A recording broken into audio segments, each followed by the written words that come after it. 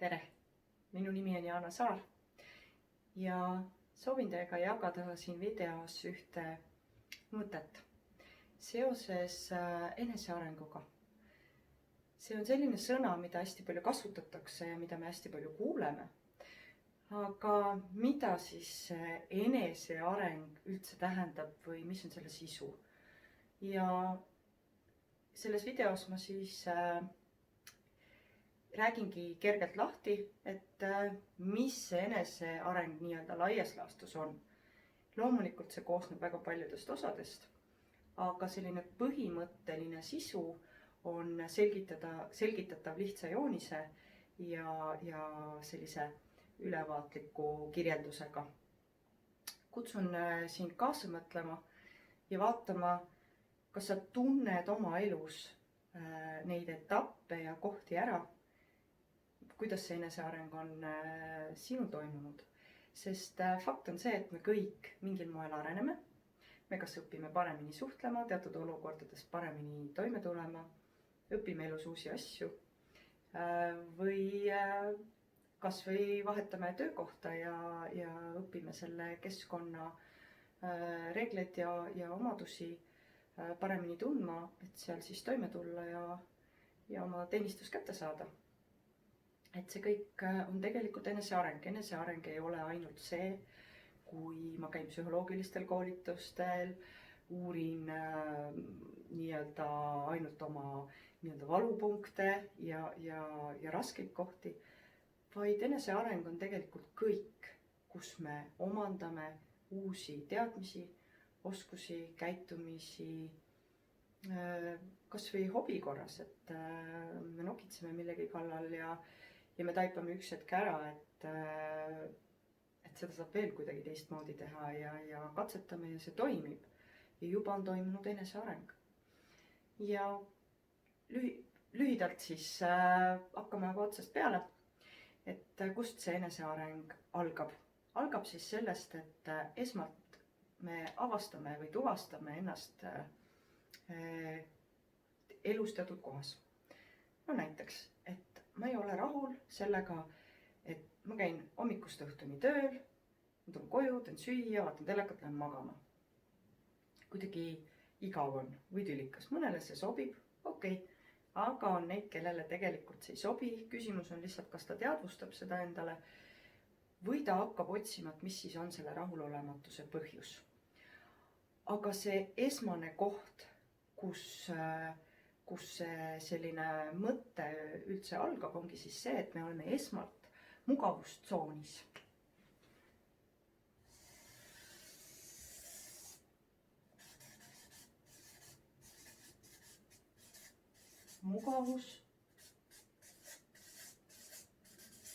Mugavustsoon. Mugavustsoon on siis kirjeldatav läbi selle, et see on koht, mis on meile tuttav. Me teame, kuidas siin asjad toimivad. Me teame, kuidas siin oma asjadega hakkama saada. Ja tegelikult üks märksõna on rutiin. Et see on päevast päeva, aastast aastasse üks ja seesama või väga sarnane. Ja väga palju muutusi ja midagi uut selles kohas ei tule. See mugavustsoon ehk see on see, mis on nii-öelda rutiinne, tuttav ja seal ei ole väga palju muutusi. Mugavustsoon võib olla ka ebamugav. Et see sõna mugavustsooni, see sõna mugav ei tähenda alati, et see on mugav koht olla. See võib olla ka ebamugav koht, aga ta on harjumuspärane ehk rutiinne. See on koht, kus on tuttav. Ma tean, kuidas siin oma probleeme lahendada ja oma asju ajada. Aga kas see ka rahuldust pakub, see on juba teine küsimus. Et tuvastada seda kohta endas ongi siis see, et kõigepealt tekib rahulolematus. Järgmine küsimus on muidugi mille suhtes. Ehk see on igaühe enda siis avastada, mis täpsemalt on see teema, milles rahulolematu ollakse. Aga see on see alguspunkt või lähtepunkt, kus algab eneseareng. Rahulolematus või mingisugused tunded või sündmused, mis enam ei lahene nii, nagu nad on, nii nagu ma vanasti olen neid lahendanud. Ehk midagi vajab muutust. Ja mugavustsooni märksõnad on siis just see, et ta on turvaline ja ma kontrollin seda. Ma tean, kuidas siin asjad käivad. Turvaline on sellepärast, et ta on ennustatav ja ta on kontrollitav ja mõõdetav.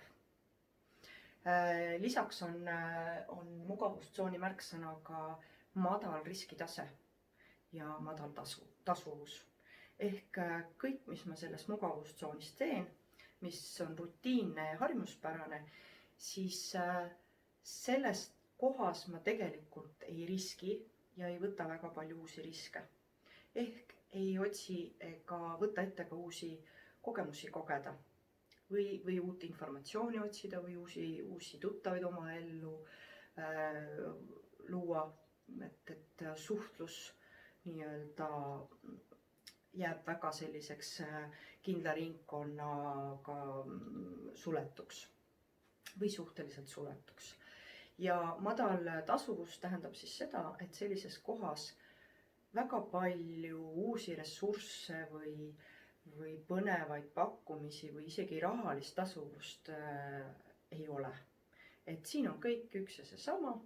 Ma teen sama asja, tulemus on sama. Midagi ei muutu. Et sellest välja tulla, tuleb liikuda järgmisesse tsooni. Esimene samm siis, nagu ma ütlesin, on see, et ma kõigepealt tunnistan endale, et ma olen rahulolematu. Ma tunnen, et ma soovin, et midagi muutuks. Ja siit järgmisena toimub liikumine järgmisesse ringi või järgmisesse tsooni, mille nimi on siis hirmutsoon.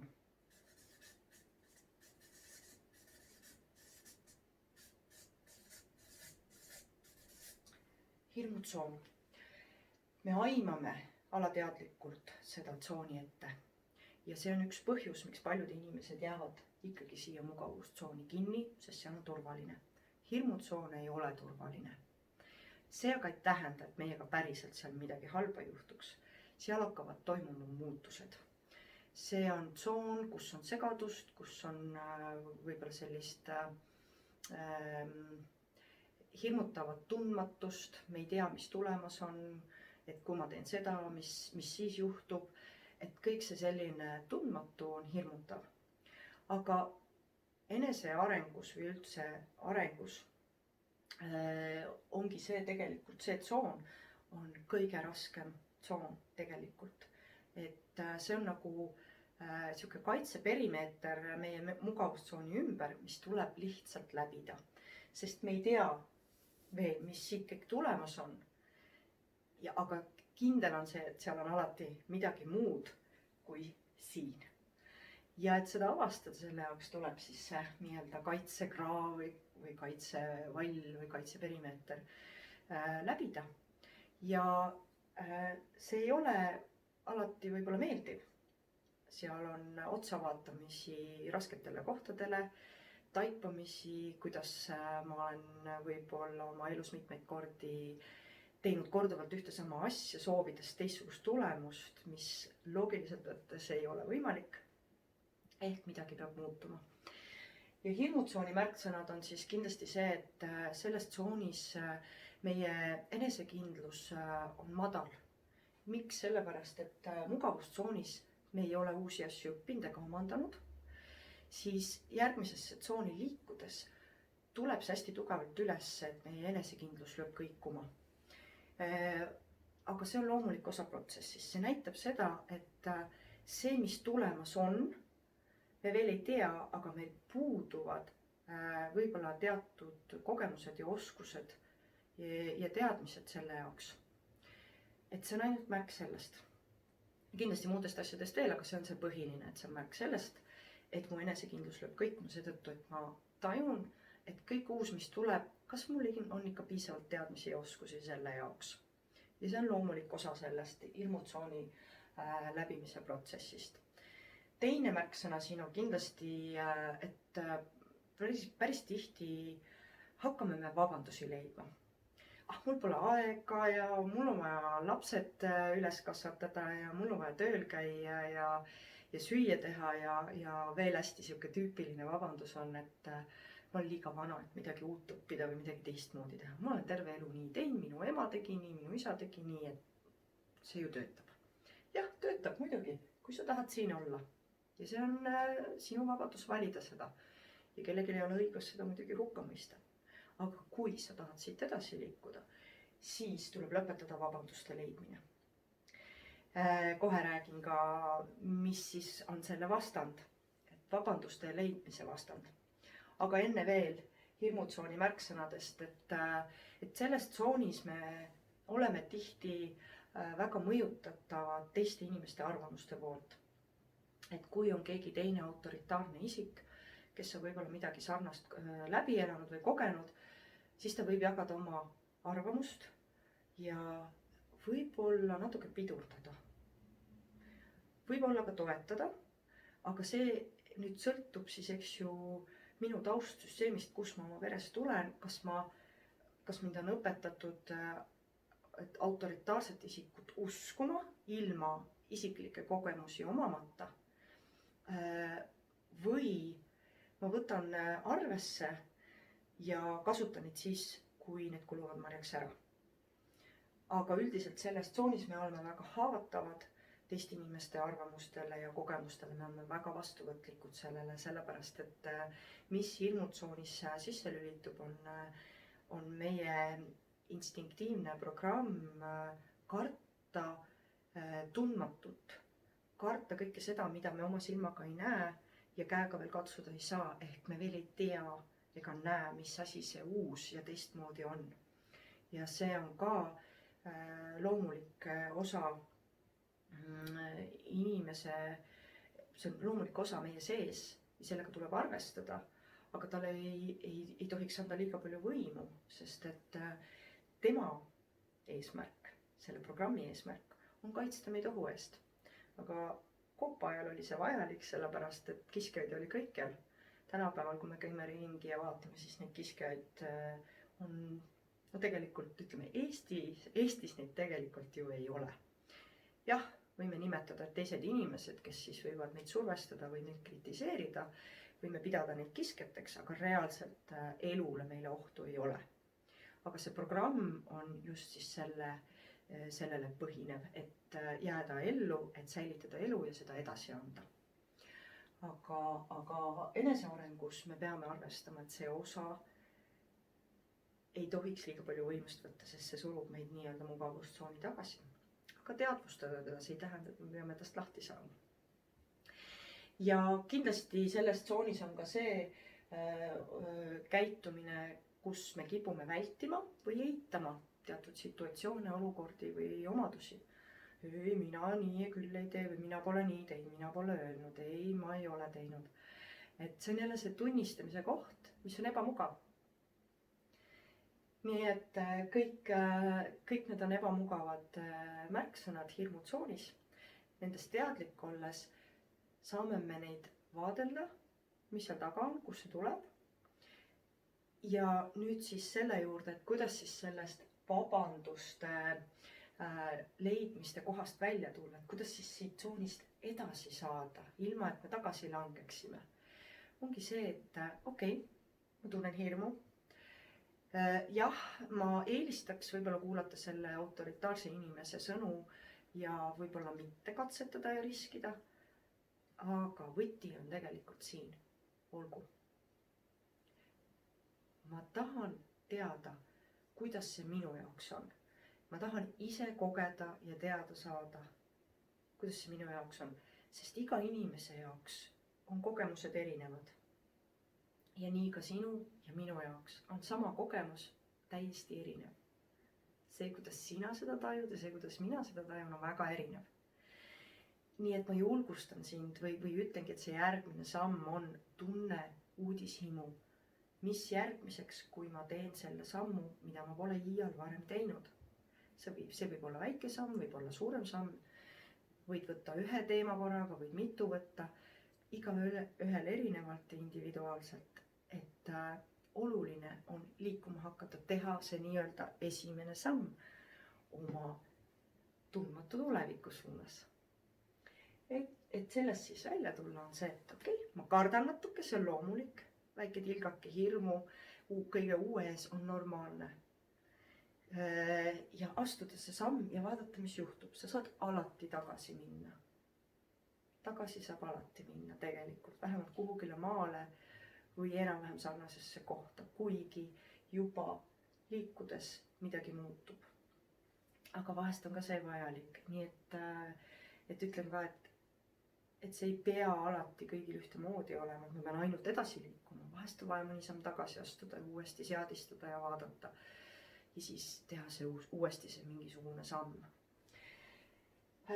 Hirmutsoon, see kõige haavatavam ja kõige raskem osa enesearengust, kui see on läbitud, siis me jõuame järgmisesse tsooni, mille nimi on õppimise tsoon.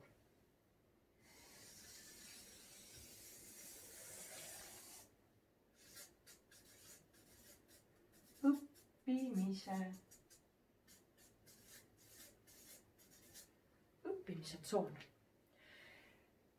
Nüüd me oleme tulnud siit läbi ja jõuame tsooni, kus me hakkame avastama, mida meil on veel õppida, milliseid teadmisi ja oskusi me saame veel omandada, mis on veel võimalik, mille peale ma isegi ei tulnud varem, et nii saab ka. Õppimistsooni märksõnad on siis see, et hirmutsoonis esitatakse väljakutse. See võib ollagi seesama autoritaarne isik, kes räägib, et ära seda proovi, ma olen teinud, see on jama. See on väljakutse. Siis sa tunned uudishimu, aga ma tahan teada, kuidas see minu jaoks on.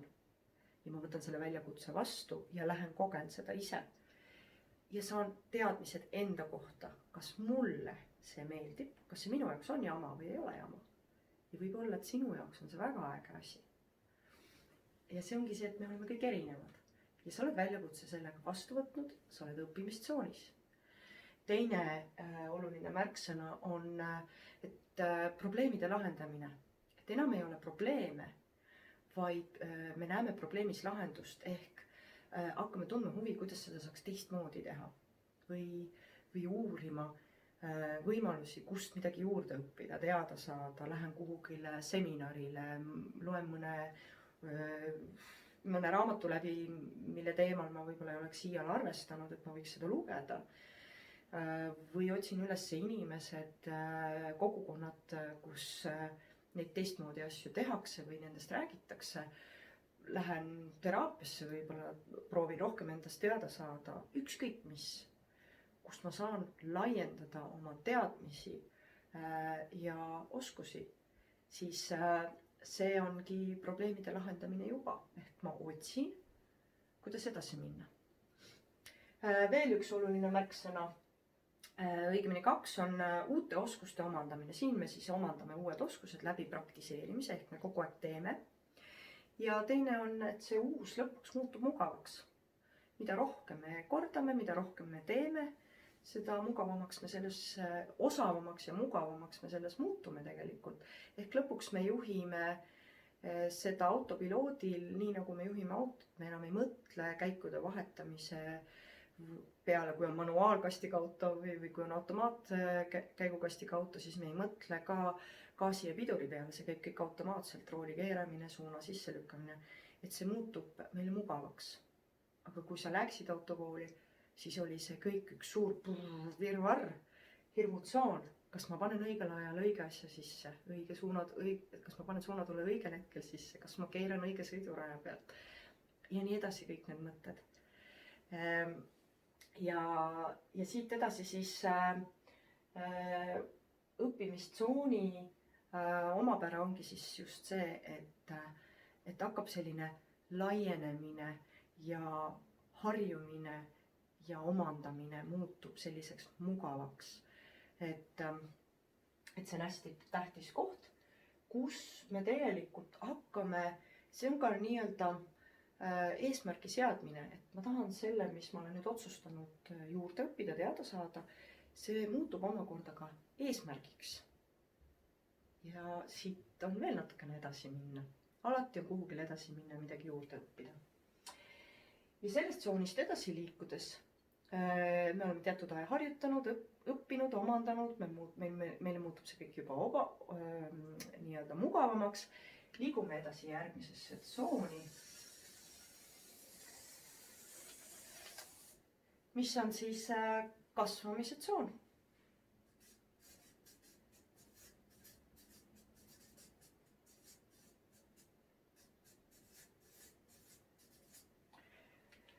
See on kasvamise tsoon. Sellesse tsooni jõudes me tegelikult oleme juba kasvanud. Me oleme laienenud. Siin hakkavad ilmnema teatud unistuste täitumine. Ehk mingisugused unistused täituvad, kas või kõige lihtsamad. Mina unistasin isiklikust garderoobist kunagi väga-väga ammu. Ja see oli nagu siuke mõte, mis käis vilksti läbi. Ja siis läks mõned aastad mööda ja me kolisime oma majja ja ma sain selle oma garderoobi. Ja asi ei olnud millegis muus kui selles, et lihtsalt, et kõik riided ja rõivad on ühes kohas, mitte mööda elamist laiali ja et sa pead neid otsima. Hästi lihtne unistus, aga unistus, mis täitus. Miks? Sellepärast, et me võtsime selle riski osta maatükk, hakata maja ehitama, pannagi kõik ressursid, mis meile kättesaadavad olid, sinna maja ehitusse ja samal ajal võib-olla üht-teist piirates oma elus mõnda aega. Aga see kõik viis ka mitmete teiste unistuste täitumiseni, mitte ainult garderoob, et see on lihtsalt üks näide, et see võib olla isegi nii lihtne unistus, aga see on unistus, mis kinnitab, et see on võimalik, et see täitub. Ja siin hakkavad siis tegelikult realiseeruma ka need eesmärgid, mis siis õppimistsoonis me oleme ette võtnud. Eesmärgiks see omandada või vähemalt väga heale tasemele jõuda selle kasutamises, siis siin kasvamise tsoonis see eesmärk täitub. Ja siis me hakkame seda rakendama, võib-olla me asutame või hakkame vahetame eriala näiteks või loome oma ettevõtte, kus me hakkame siis tegelema sellega, mis on nii-öelda mulle kõige südamelähedasem või mis on nagu mulle kõige omasem. Ja samal ajal siin kasvamise tsoonis me hakkame, meie isu kasvab, me tahame veel. Ja siin me hakkame seadma uusi eesmärki ja kasvamise tsoonis me saame aru, et me oleme ületanud päris mitmeid takistusi ja me enam ei rahuldu mugavustsooni jäämisega. Sest siin läheb järjest põnevamaks. Ja nüüd, kui me vaatame seda graafikut, siis mida sa näed? Kogu selle protsessi tulemusena, see kõik kokku, on see sinu eneseareng. See on laienenud, need piirid on laienenud. Ja selle sees on kõik need kogemused ja teadmised, mis sa selle protsessi läbides oled omandanud. Ja see on väga oluline nii-öelda teadmiste pagas, mille põhjal siis kas aidata teisi inimesi või liikuda edasi. Ja ma teen siia ühe noole veel või ühe täienduse joonisele, et kasvamise protsess on alati ühes suunas. Et enesearengu protsess on alati ühes suunas. Ja see on selline lühidalt põhimõtteline enesearengu graafik. Nii et kui keegi räägib enesearengu, see on igavene jama ja voodoo ja muu udru-mudru jutt, siis tegelikult me kõik läbime enesearengu protsesse pidevalt. Need on erinevad, need on teinekord vähem märgatavad, teinekord rohkem märgatavad, aga päriselt, kui sa nüüd võtad ühe asja oma elus näiteks, kus sa õppisid midagi ära ja jõudsid mingisuguse sihini, siis vaata nüüd tagasi, mida sa siis läbisid. Ja võib-olla keri videos tagasi ja kuula siis ka need märksõnad uuesti üle ja tuvastad, aga tõesti, need olid seal täiesti olemas. Ja see annab enesekindlust järgmistesse arenguetappidesse liikuda või järgmiste eesmärkide ja unistusteni liikuda. Ja soovin sulle ilusat enesearengu teekonda ja see on põnev avastada ennast ja maailma ja teada saada, mida kõike sina, mina ja keegi teine veel võimeline on tegema, kui ta ainult hakkab liikuma ja seda soovib. Kohtumiseni koolitustel, teraapias või kuskil mujal elus, nii et soovin sulle mõnusat enesearengu teekonda.